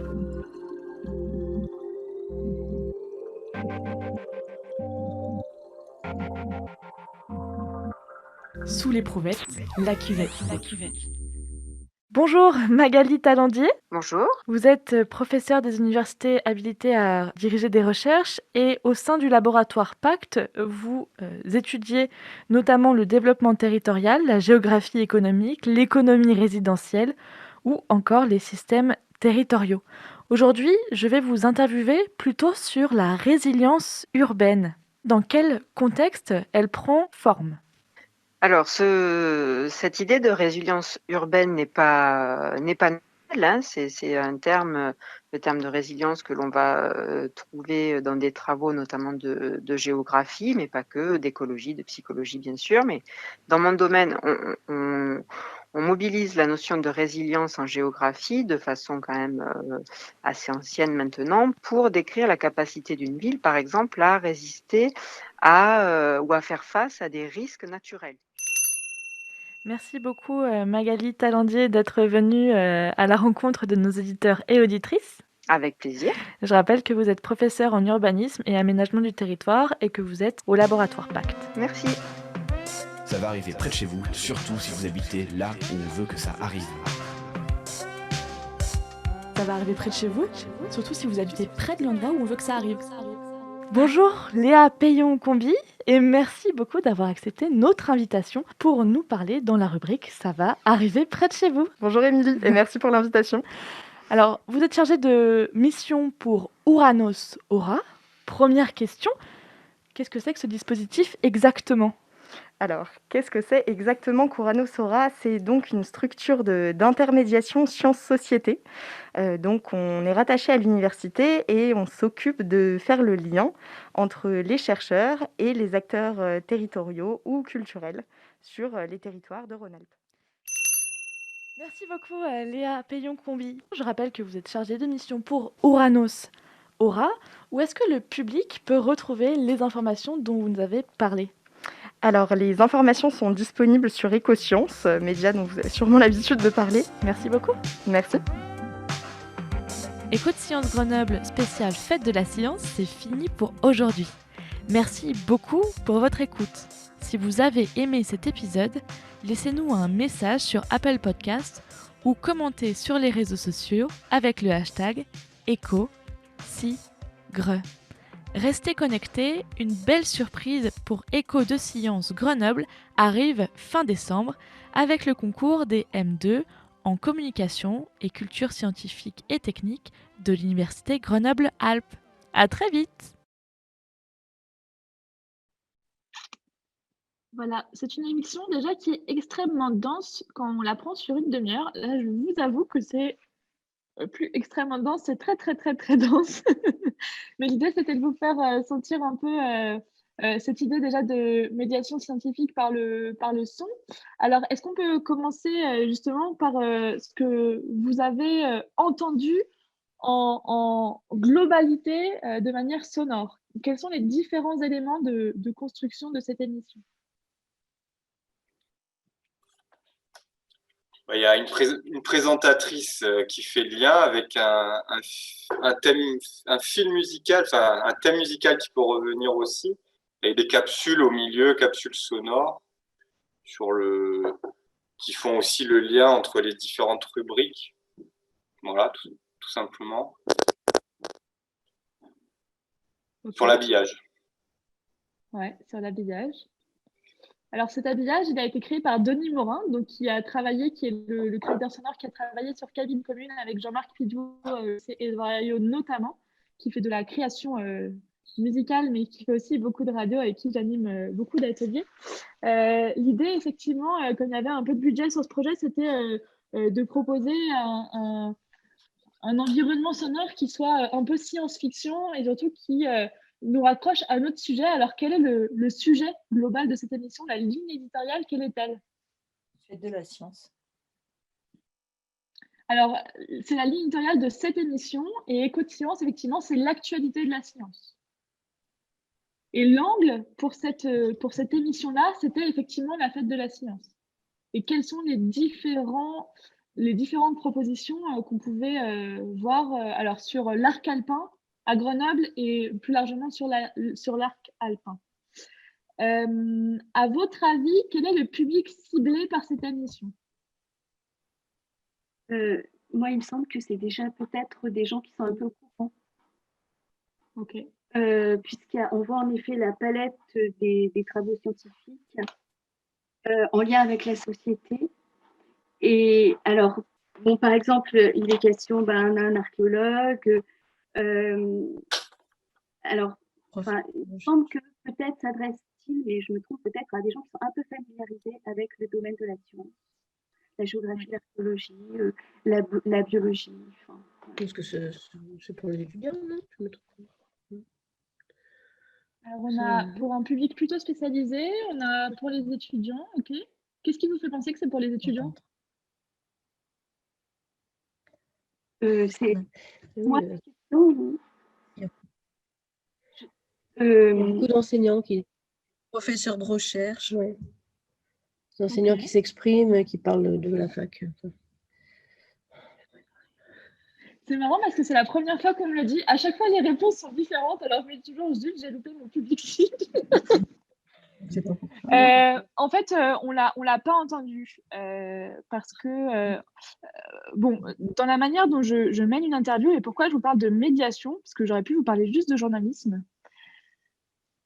Mais en fait, j'estime que, j'ai un problème avec le journalisme de manière globale, c'est que j'ai l'impression, alors par exemple, on écoute une émission sur France Culture, c'est très CSP+, vous allez vraiment vous dire que j'en veux à la radio nationale, ce qui n'est absolument pas le cas. Hein.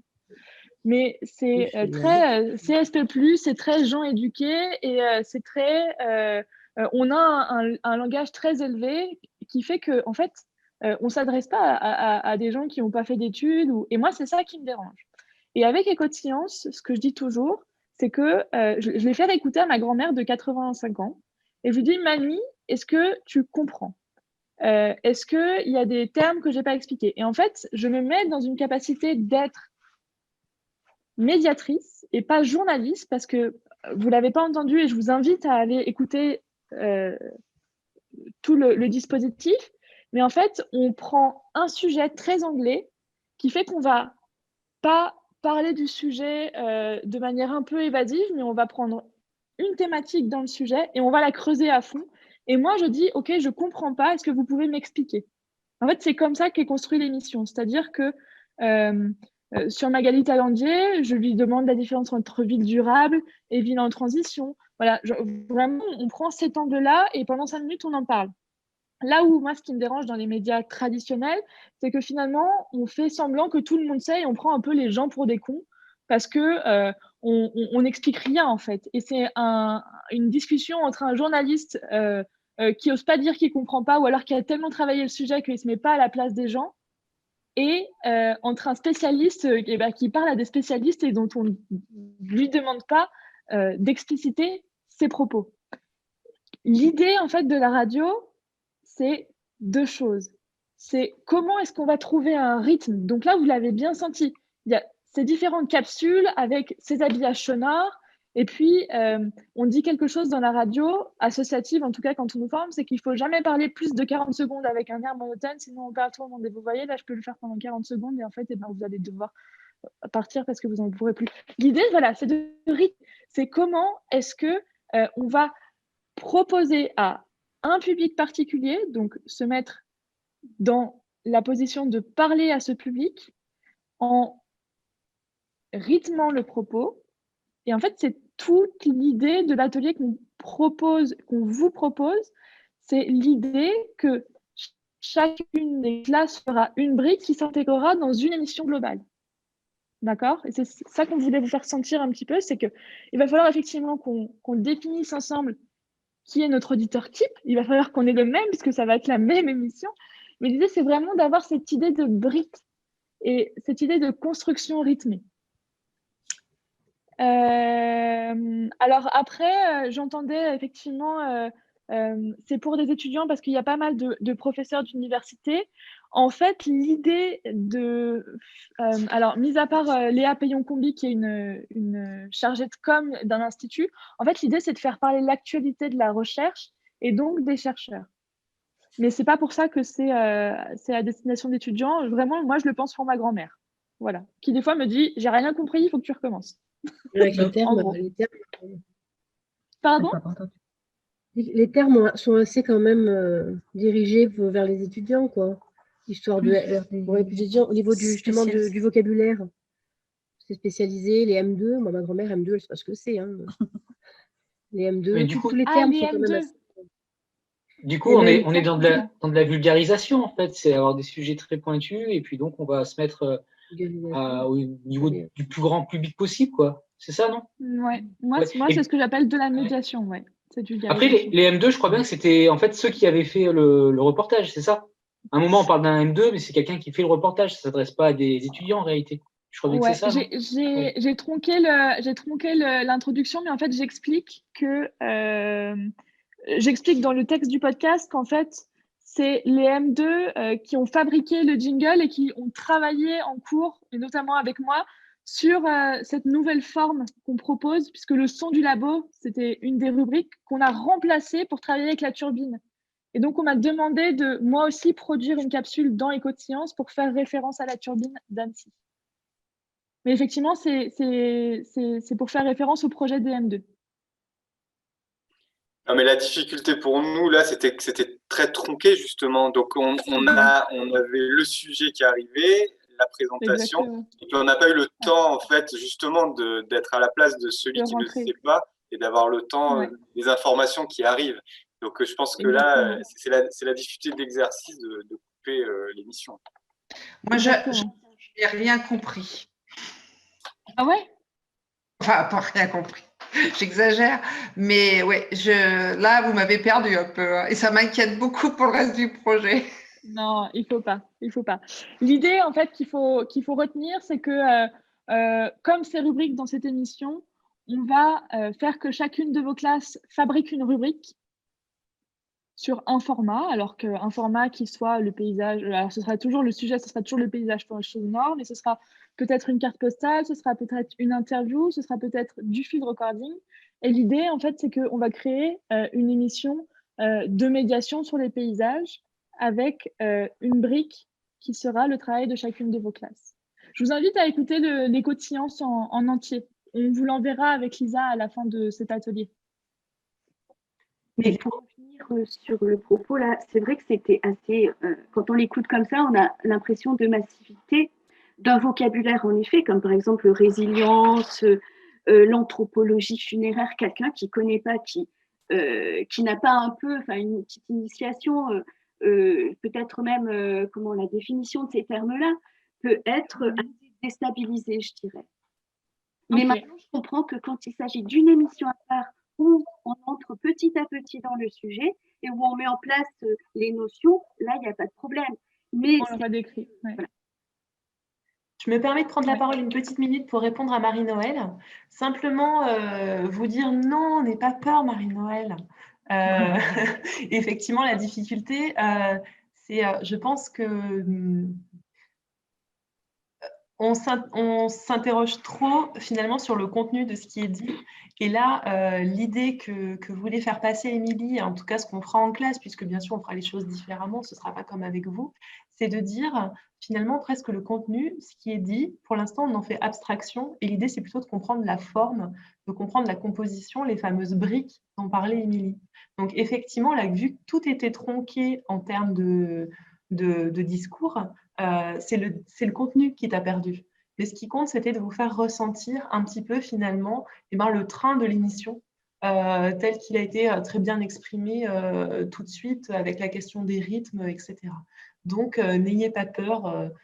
On fera en sorte d'être clair avec les enfants et puis aussi avec les enfants d'avoir des séquences d'écoute plus courtes, évidemment, parce que tout ça est difficile en termes d'attention. Avec les enfants, on fera attention au temps, on fera attention aussi à prendre avoir une mise en situation physique pour l'écoute qui, je pense, est importante. On a dépassé les 16 heures, donc si vous êtes d'accord, je propose qu'on laisse encore 10 petites minutes à Émilie pour faire la troisième partie sur la question de quelques écoutes sonores sur les paysages. Oui, l'idée du paysage sonore. Alors, j'ai envie de vous faire écouter quelques paysages sonores et puis que vous me dites un peu ce que vous avez entendu. Alors, comme on a quand même assez peu de temps, je vais commencer par de l'organique qui est très court. Vous allez comprendre tout de suite. Donc, je vous fais écouter un premier extrait.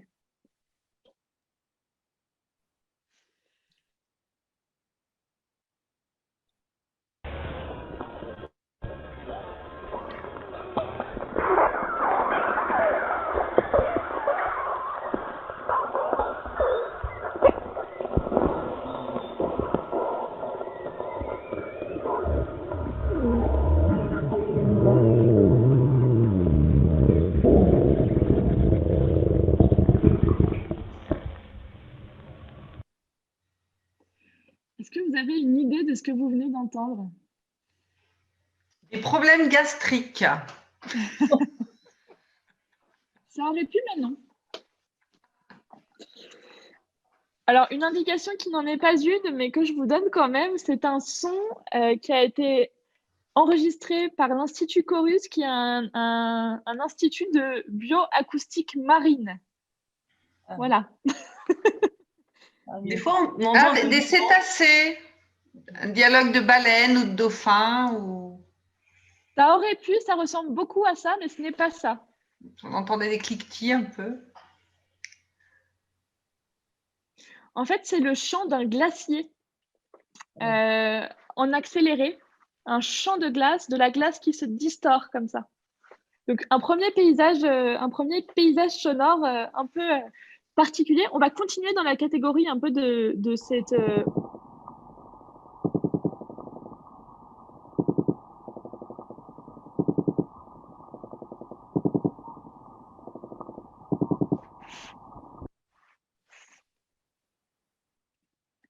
Ok, à votre avis, qu'est-ce que c'était? Un indice, ce n'était pas ce qu'on croit. C'est encore un institut Chorus. Moi, je trouvais que ça avait un aspect un peu biologique, je ne sais pas, la respiration d'un animal, des insectes, quelque chose comme ça. C'est le poisson-corbe qui fait ce bruit de mitraillette. Ah ouais. Voilà, qui est très spécifique. Et je vous fais écouter un dernier animal marin.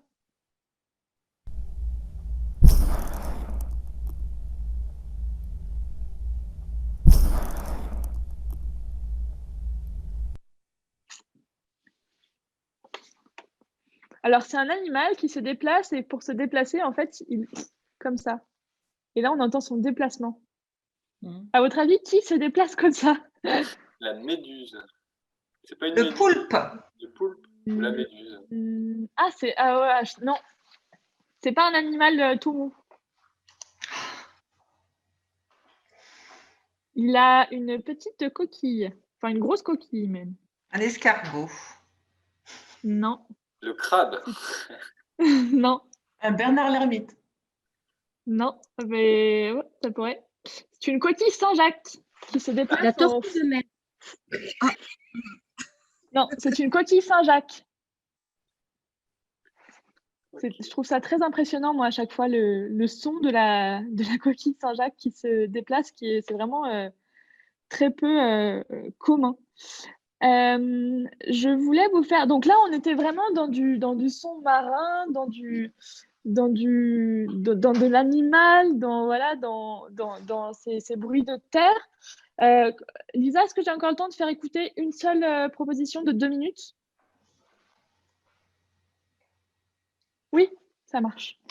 Alors, je vous propose... On va écouter celui-là.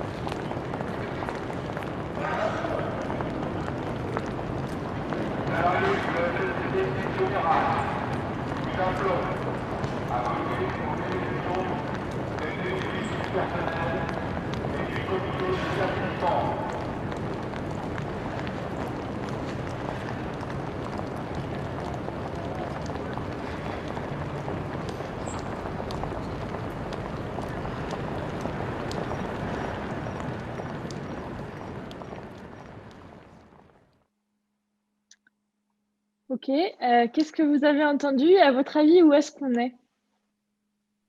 Des pas et des voix, peut-être une promenade de prisonniers ou dans un environnement fermé, carré. Alors, Une sortie d'usine. Des gens qui sortent de leur usine et on les appelle à voter pour le personnel. Exactement. Il pleut. Ok. Est-ce qu'il y a d'autres propositions? Moi, Vous allez être je me demande s'il n'y avait pas des chevaux aussi. On entendait le tac-tac, tac-tac, tac-tac. À votre avis, c'est un son du 21e siècle ou pas du tout? Ça pourrait, oui. Oui, parce qu'on entend une espèce de radio. Ok. Alors, c'est assez... Vous allez comprendre le contexte. On est à La Défense, à Paris, donc plutôt dans le quartier des affaires, pour le coup. Et en fait, on a ces bruits de pas de gens qui vont au travail. Alors, vous dites sortie d'usine. Et ben, on a ces bruits de pas comme ça. Et effectivement, on a une voix qui résonne derrière et qui dit avis général, n'oubliez pas de voter pour les élections du personnel. Voilà. Et on est en fait en plein milieu de... Enfin, pas en plein milieu, mais en tout cas, on est à La Défense à Paris, quoi. Donc, l'idée, c'est aussi de se dire que ben, nos oreilles, elles peuvent se tromper. Et ce qui est incroyable avec le son, c'est qu'on vient titiller l'imagination. Et donc, si on veut titiller l'imagination et arriver à perdre un peu notre auditeur, on va pouvoir le faire. Mais si on veut toujours qu'il reste avec nous, alors il va falloir toujours remettre en contexte. Et c'est ça aussi de l'écriture radiophonique, c'est toujours guider notre auditeur. Voilà, c'était un peu l'idée, c'était de vous faire écouter du paysage sonore comme ça et de voir ce que ça vous évoquait en fait en termes d'images. On a pu voir que c'est jamais les mêmes images aussi qui vous viennent. Super, moi je te remercie Émilie pour ces quelques extraits. Donc écoutez, c'était voilà, des petites ouvertures qui nous ont été proposées par Émilie. Ce sera bien sûr différent de ce qui sera fait en classe, mais effectivement, je trouvais ça intéressant que tu dises que l'écriture radiophonique, elle est là pour mettre en contexte, étant donné que le son peut évoquer justement dans la perception qui est très personnelle des choses complètement différentes. Donc merci pour cette illustration-là. Je vous remercie à tous d'avoir été présents. Je vous rappelle les petites choses à faire pour bientôt. Donc, si possible, d'ici le 25 novembre, j'aimerais s'il vous plaît que vous renseigniez au maximum les disponibilités que vous avez pour qu'on intervienne dans vos classes à partir de janvier prochain. Et puis que vous écoutiez les quelques exemples de formats sonores, genre radiophoniques qu'on vous propose. Vous allez voir qu'il y en a qui sont vraiment chouettes, qui nous donnent envie, et que vous nous indiquiez déjà vos premiers souhaits. J'espère que vous ne choisirez pas tous la même chose pour ne pas faire de déçus, mais en tout cas, sinon, on choisira collectivement, ne vous inquiétez pas. Et puis, dernière chose, s'il y a des choses qui ne sont pas claires, des choses qui ne sont pas évidentes, des inquiétudes personnelles, n'hésitez pas à me demander un petit rendez-vous personnalisé par téléphone, par Zoom, par quoi que ce soit. Et j'espère qu'on pourra bientôt se retrouver en vrai et intervenir dans vos classes. Voilà. Est-ce qu'un petit mot à ajouter pour quelqu'un ? Merci. Et puis que ces paysages sonores à la fin, là, ce qu'on a écouté, c'est vrai que c'est une richesse qu'on ne développe pas assez en classe avec nos élèves, et notamment sur l'imaginaire, même le passage à l'écrit, sur le lien avec les arts aussi, et c'est bien, merci, c'est chouette. Petit parallèle avec l'imaginaire, un format sonore qui est possible aussi. Elle parlait tout à l'heure de George Orwell, Émilie. Pourquoi pas faire du théâtre radiophonique, créer une fiction autour du paysage, c'est possible aussi. Donc, j'espère qu'on vous aura laissé sur cette note de plein de possibilités et que vous serez aussi, aussi imaginatif dans vos propositions. Merci beaucoup. Merci. Merci. Merci beaucoup. Merci. À bientôt. Bon après-midi. Au revoir. Merci Lisa, bon après-midi.